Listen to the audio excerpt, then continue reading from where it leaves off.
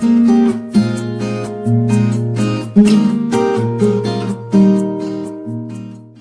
there, Assalamu alaikum. This is Rumana Afroz, senior teacher of Sister Central School and College. What about you guys? What's new with you? Alhamdulillah, I'm great. Dear learners, hope all of you are fine also. As you can see on the board, we will learn transformation. The class will be very interesting to you. Why? There can arise a question in your mind. Okay, no problem. I am giving you the answer. Actually, আমরা কিছু term আছে, কিছু topic আছে যেগুলো সাধারণত affirmative two negative করতেও পাই, আবার assertive two interrogative করতে গিয়েও পাই। সো আমরা কিন্তু এগুলোকে মিক্স আপ করে ফেলি। আজকে আমি তোমাদেরকে সেই জিনিসগুলোই কি ডিফারেন্স আসে, অর্থাৎ ডিফারেন্সটা কিভাবে হয়, এগুলো একটু ইন্ডিকেট করে দেখাতে চাই যেন তোমরা সহজেই মনে রাখতে পারো। ওকে ডিয়ার লার্নার্স, তোমাদের মনে আছে আমরা অ্যাফার্মেটিভ টু নেগেটিভ যখন করি এভরি যুক্ত সেন্টেন্স কিন্তু পেয়েছিলাম। সেক্ষেত্রে আমরা এভরি থাকলে নেগেটিভ কিভাবে করেছিলাম একটু বলো তো। গুড। অর্থাৎ তখন আমরা লিখেছিলাম এভরির জন্য লিখেছিলাম দেয়ার ইজ নো, কিন্তু ইন্টারোগেটিভ থাকলে চিত্রটা কিন্তু ভিন্ন। So let's start the class.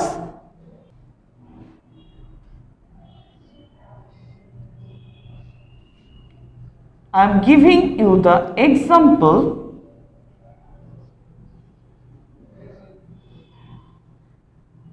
Everyone hates a liar. আমরা এটাকে মনে করো এখন নেগেটিভে চেঞ্জ করছি।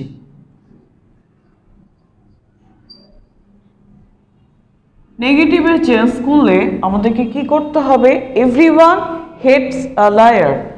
নিয়মটা খুব ভালো করে তোমরা মনে রাখবে। এভরি আছে সেন্টেন্সে এবং নেগেটিভ করতে বলা হয়েছে, এভরি আছে সেন্টেন্সে এবং নেগেটিভ করতে বলা হয়েছে। আমি তোমাদেরকে শিখিয়েছিলাম যে এটা কিন্তু 3 ক্যাটাগরিতে নেগেটিভ করা যায়। There is no, but, there is no, who, don't, doesn't, didn't. আবার শুধুমাত্র শুরুতে নো দিয়েও পরবর্তীতে একটু চেঞ্জ করেও এটাকে নেগেটিভ করা যায়। সো আমাদেরকে মনে রাখতে হবে, আমি আজকে যেহেতু ডিফারেন্সটা দেখাচ্ছি নেগেটিভ করলে কী হবে এবং ইন্টারোগেটিভ করলে কী হবে। সো আমি এত ডিটেলসে যাব না, আমি একটা করে অ্যান্সার নিয়েই কাজ করব। একটু দেখো, এভরির জন্য নেগেটিভ করতে গেলে আমরা কি লিখব? দেয়ার ইজ নো। এভরির জন্য দেয়ার ইজ নো। ওয়ান যেখানে আছে নিয়ে নিলাম, দেয়ার ইজ নো ওয়ান। তারপরে কি? But, according to the rule but. অর্থাৎ আমাদের চেঞ্জটা কি? দেয়ার ইজ নো, এভরির জন্য দেয়ার ইজ নো, তারপরে কি হয়ে গেল? বাট, পরে যা আছে তাই। হেটস আ লায়ার, এটা হচ্ছে অ্যান্সার। দেখে নাও তাহলে, এভরিওয়ান হেটস আ লায়ার এটাকে আমরা নেগেটিভ করেছি। অর্থাৎ আমি এখানে ছোট্ট করে লিখে দিই, তাহলে এটা হচ্ছে আমাদের নেগেটিভ অ্যান্সার। ডিয়ার লার্নার্স, এখন আমরা এটাকে কি করছি? ইন্টারোগেটিভ করছি। এটাকে আমরা কি করছি একটু খেয়াল করো। নেগেটিভ লেখা ছিল, এখন আমি এখানে একটু যুক্ত করে দিতে পারি, সেইটা হচ্ছে কি? And. Interrogative, negative and interrogative.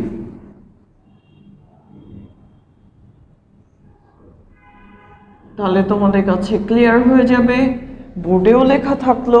আমরা নেগেটিভ করেছি, এবার আমরা ইন্টারোগেটিভে চেঞ্জ করতে যাচ্ছি। একটু দেখো, INT শর্ট ফর্মে লিখছি।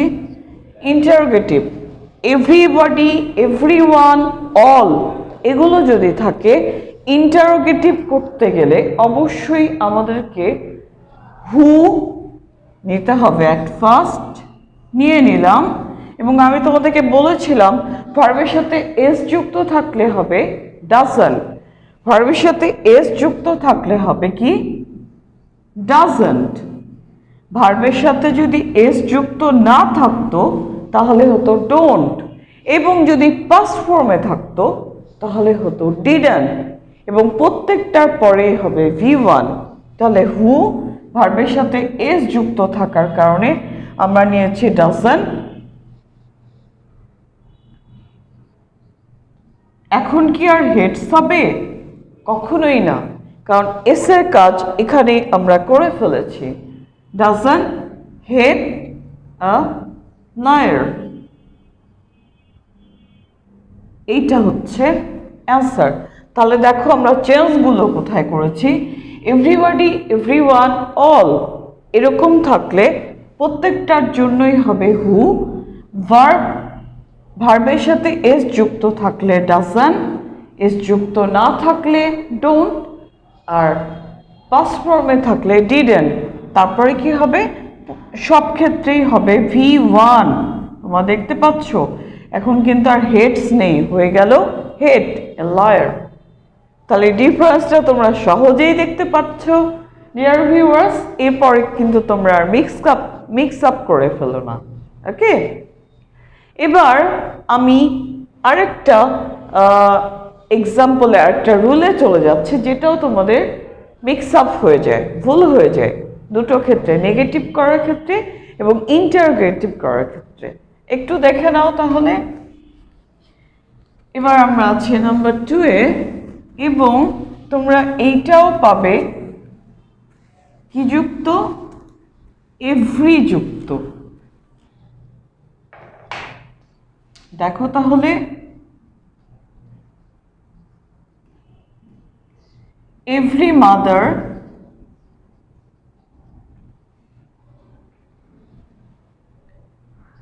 loves her child। আমি খুব সহজ এবং রিনার একটা এক্সাম্পল দিয়েছি, এটা তোমরা সাধারণত পেয়েই থাকো। নাম্বার 2 এ আছি আমরা, এবং সেম ওয়েতে আমরা নেগেটিভ করছি। আমি এবার শর্ট ফর্মে লিখছি, নেগেটিভ অ্যান্ড ইন্টারোগেটিভ করছি, একটু খেয়াল করো। এবার কি হবে? খুব সহজে আমরা এটাকে নেগেটিভ ইন্টারোগেটিভ করতে পারি। তোমরা পূর্বেই শিখেছো, শুধু যেন মিক্স আপ করে না ফেলো, আমি আজকে ডিফারেন্সটা তোমাদেরকে শো করছি। আমরা নেগেটিভ করছি, নেগেটিভের বেলায় দেখো তাহলে, every mother loves her child. যখনই তোমরা এভরি প্লাস নাউন পাবে নেগেটিভ করতে যাচ্ছ, তোমাদেরকে কি লিখতে হয়? একটু আগে তোমরা দেখেছো, there is no, there is no.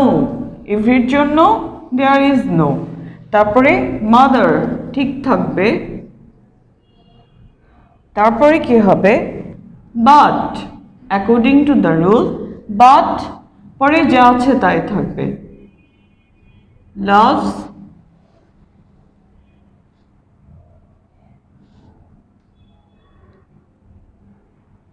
loves her child। There is no mother but loves her child, full stop। আমরা নেগেটিভ করছি। এবারে তোমরা দেখো এটা কিন্তু পূর্বের মতোই হয়ে গেল। এভরি থাকলেই নেগেটিভ করতে গেলে আমরা কি নিলাম? দেয়ার ইজ নো। ডিফারেন্সগুলো একটু দেখো, দেয়ার ইজ নো, বাটটা এই যে এখানে, এই দুটোই হচ্ছে ডিফারেন্স।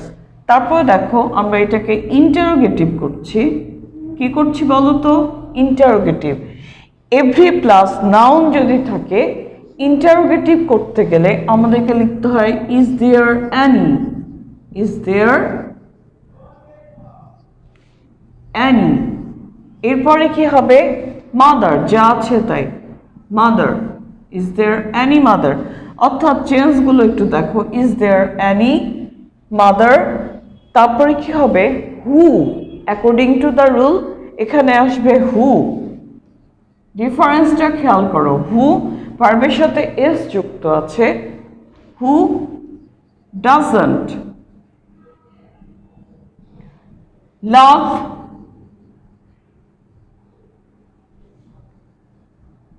Her child. দেখো তাহলে আমরা কি করলাম, একটু চেঞ্জগুলো দেখে নাও।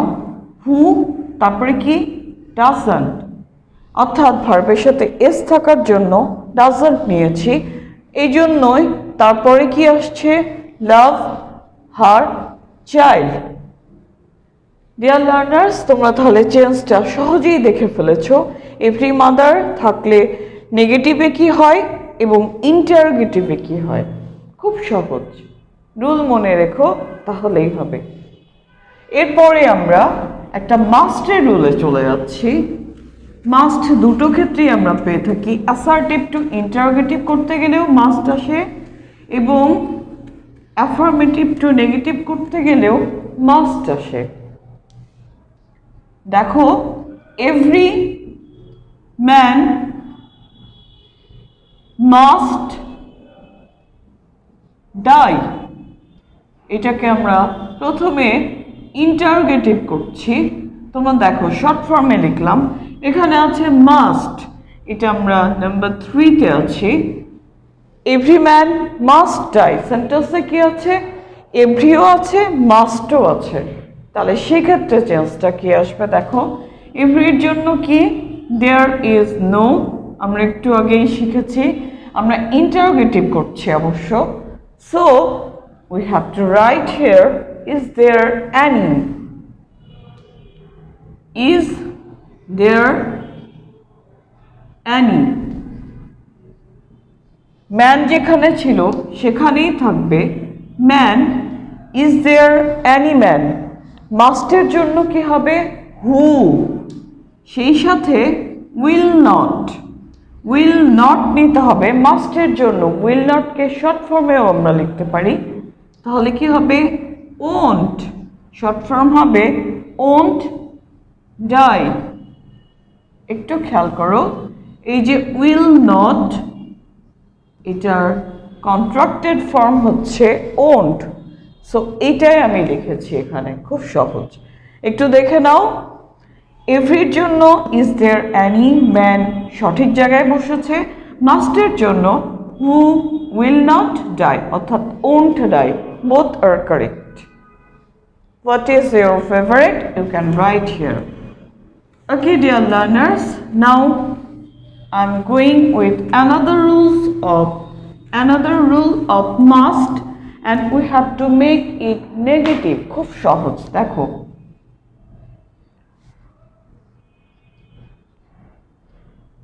I must do it, আমরা এটাকে নেগেটিভ করছি। এবার সেন্টেন্সে কি আছে মাস্ট আছে, মাস্টের রুল তোমরা খুব ভালো করেই জানো। আই মাস্টের জন্য কি হবে cannot, but,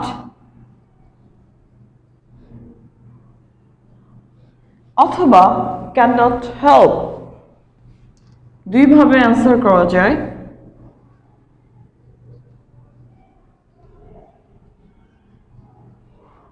আমরা যদি cannot help ইউজ করি তাহলে ভার্বের সাথে কি হবে আইএনজি যুক্ত হবে, cannot help doing it, খুবই সহজ আনসার। তাহলে দেখো মাস্টের জন্য cannot but নিয়েছি আর মাস্টের জন্য cannot help নিয়েছি, এবং এইখানে একটু চেঞ্জ হয়েছে, তোমরা খেয়াল করতে পারছো।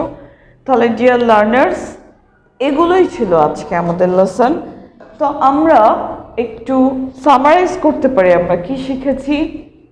এভরি যুক্ত সেন্টেন্সকে আমরা নেগেটিভ করেছি এবং ইন্টারোগেটিভ করেছি, সেক্ষেত্রে চেঞ্জ কি দিয়ে হয়েছে দেয়ার ইজ নো, আর ইন্টারোগেটিভের বেলায় রুল অনুযায়ী কি হয়েছে হু, don't, doesn't, didn't.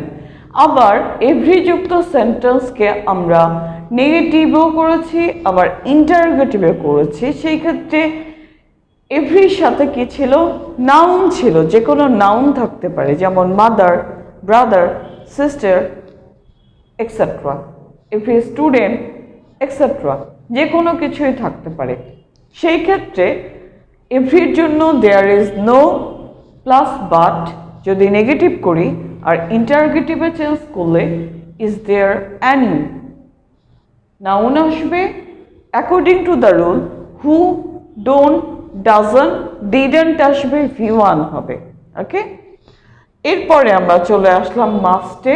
Every plus must থাকলে ইজ দেয়ার অ্যানি হবে শুরুতে, এবং মাস্টের জন্য হবে who, will not or won't. আর এইখানে তো তোমরা দেখতেই পাচ্ছ মাস্ট থাকলে নেগেটিভে কি হবে? Can not but and can not help. So dear learners, আমি অলরেডি একবার তোমাদেরকে লিখেও শিখিয়েছি এবং আমি কিন্তু মুখেও বলে দিলাম চেঞ্জগুলো কি। তোমরা একটু নোট রেখে অবশ্যই নিজের প্রবলেমটা ক্লিয়ার করতে পারো।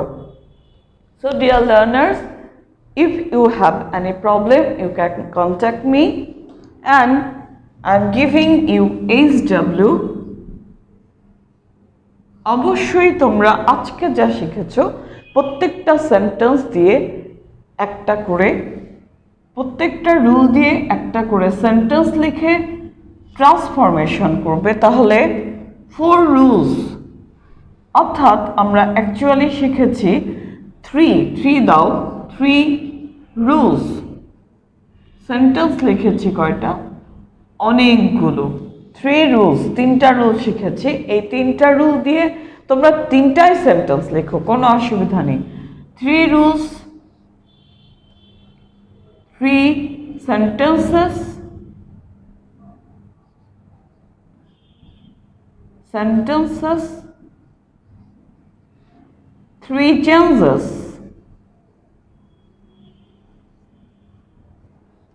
3 rules, 3 sentences, 3 changes, এটাই তোমাদের SW, very interesting.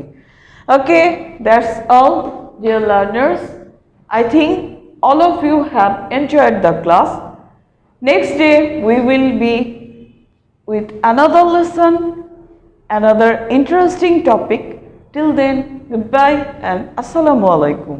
Have a nice day.